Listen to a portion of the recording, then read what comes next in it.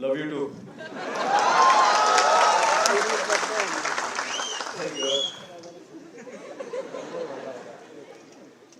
नमस्कार.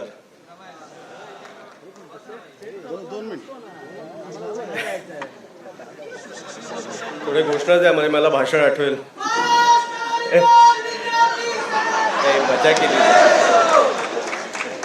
महाराष्ट्र नवनिर्माण सेनेचा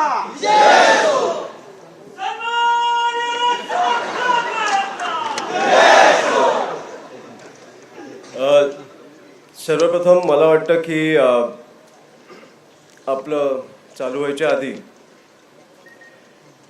ज्या ज्या लोकांनी, ज्या ज्या युवकांनी, ज्या ज्या तरुण तरुणींनी रस्त्यावर उतरून आंदोलन करून केंद्रातनं राजीनामा घेतलाय त्यांच्या पालकांसाठी, त्या तरुणांसाठी मला वाटतं आपण खूप जोरदार टाळ्या वाजवल्या पाहिजे.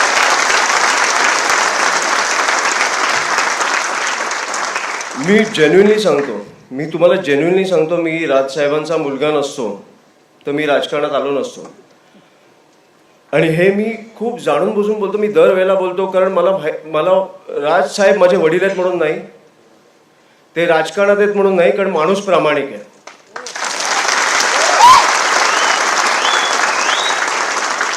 आणि मी हे पण छाती ठोकपणे सांगतो की तुमच्यासारखे सहकारी मला मिळाले नसते तर मी राजकारणात टिकलो नसतो.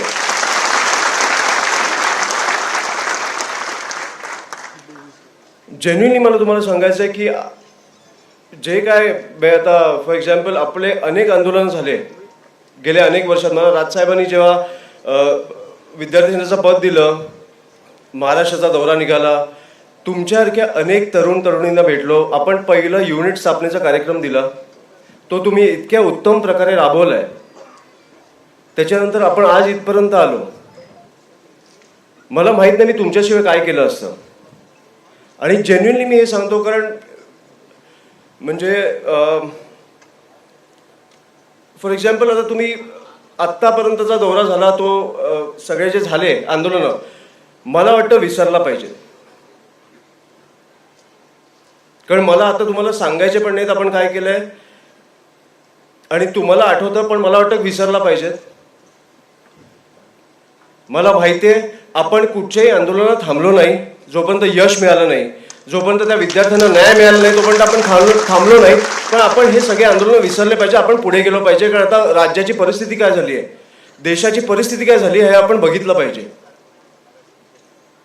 मला वाटतं सगळं विसरलं पाहिजे, आता पुढे जायचंय.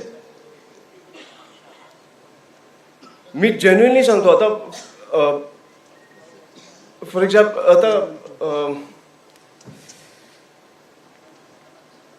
आता मी विसरायला लागलोय तुमच्या उत्साहामुळे, पण